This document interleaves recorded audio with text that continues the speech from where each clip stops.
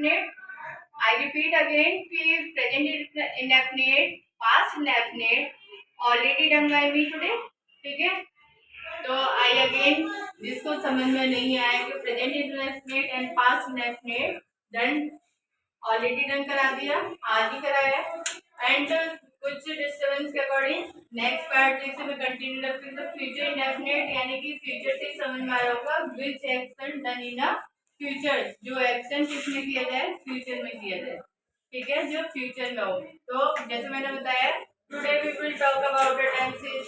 तो इससे तुम्हें समझ में आ रहा है कि मैं क्या पढ़ाने वाली हूँ, टेंसेस पढ़ाने वाली हूँ। ठीक है सर, टेंसेस तो विल से आपको हमने जब स्टार्टिंग में जब इसकी डिफाइन पढ़ी थी तो इसमें क्या है, form of a verb, form of a verb होती है जो कि किसको डिनोट करती है, टाइम को करती है ना। जो एक्शन होता है वो किसकी यूज करती है। तो मेन आपने अभी तक जो पढ़ा है ना, प्रेजेंट के लिए पढ़ी है, पास्ट के लिए पढ़ी है, लास्ट पॉइंट पढ़ने के बाद फिर कुछ पॉइंट बताऊंगी मैं जिससे कि आपको क्लियरली इसमें कोई भी दिक्कत ना हो।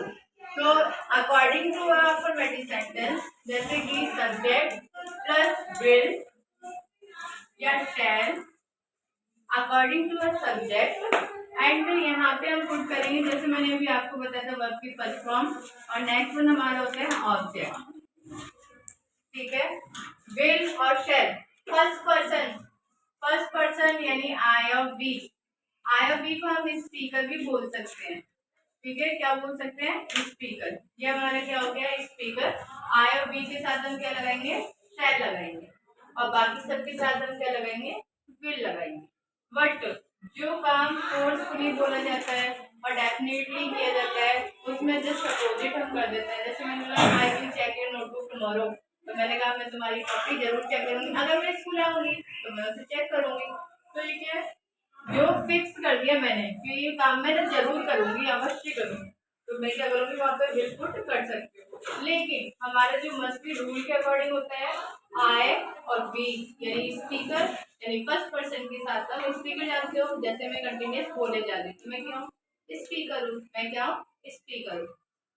तो यहाँ पे हम क्या लगाएंगे, आई और वी के साथ तो शैल लगाएंगे, बाकी सबके साथ क्या लगाएंगे, विल लगाएंगे। तो आपको सेकंड और थर्ड पर्सन को ना याद रखें, तो दो याद रखें कि आई और वी के साथ हम शैल लगाएंगे।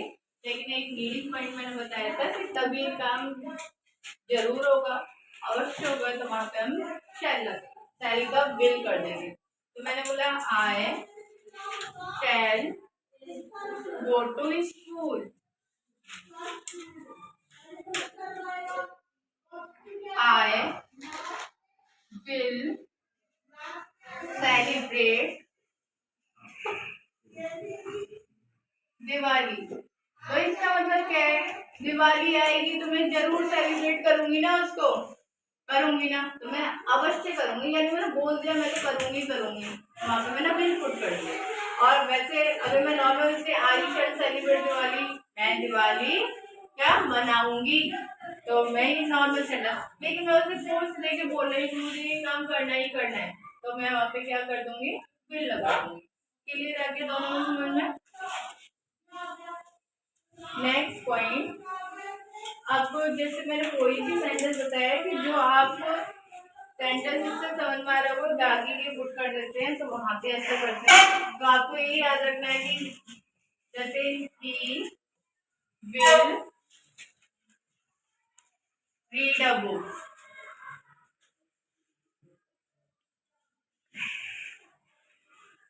she will go to office,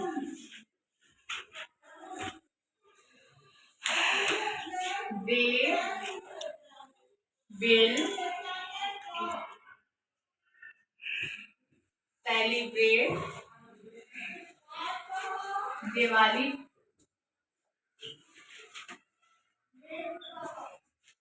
we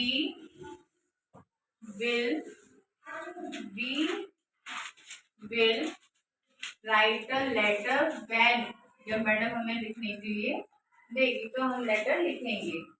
ठीक है, तो राइट अ लेटर, सिंपल। अब what is the mistake with sentence, madam just आपने बताया था क्या कि जहाँ पे हमारा स्पीकर क्या होगा, प्लूरल होगा, नहीं, प्लूरल तो है ही है। अब ये प्लूरल नहीं है क्या? मैंने ये बोला था कि जहाँ पे प्लूरल होगा वहां पे हमें विल लगाना है या शैल लगाना है? नहीं, सबके साथ विल लगाना है, लेकिन फर्स्ट पर्सन के साथ हमें शैल लगाना है। किसके साथ?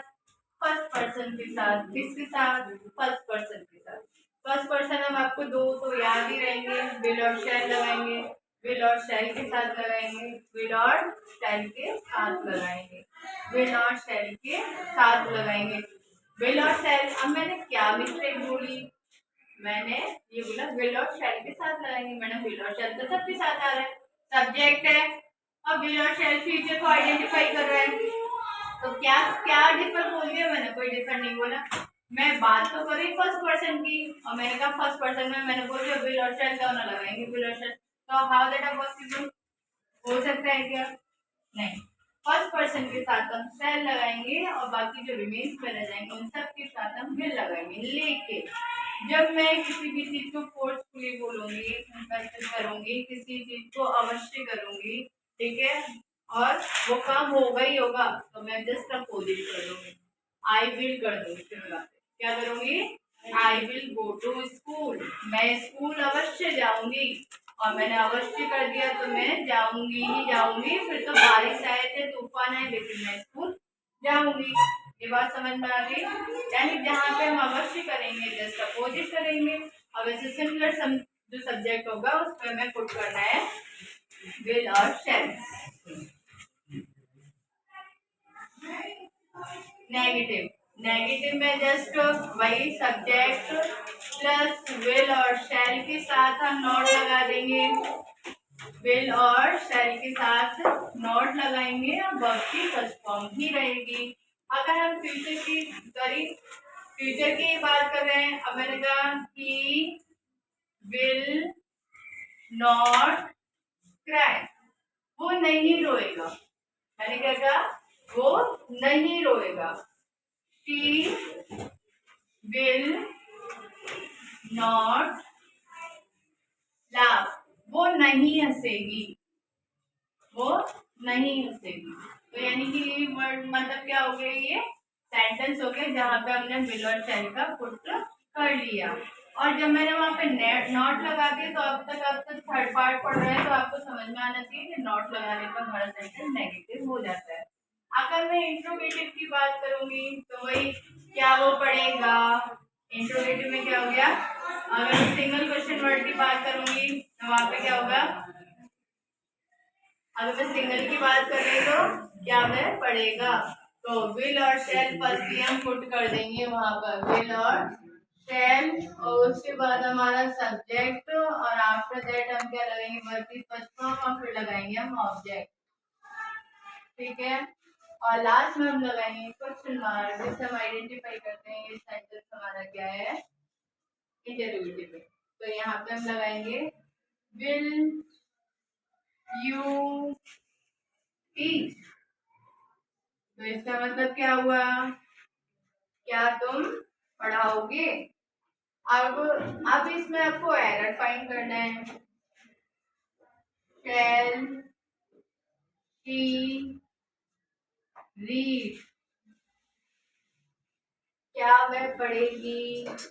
तो अब अकॉर्डिंग टू सब्जेक्ट के अकॉर्डिंग हम बात करेंगे। तो मैं जहाँ तक याद है कि फर्स्ट पर्सन के साथ ही हम शैल लगा रहे थे, बाकी सबके साथ तो विल लगा रहे थे, तो उसके अकॉर्डिंग हमारा सी क्या हो गया?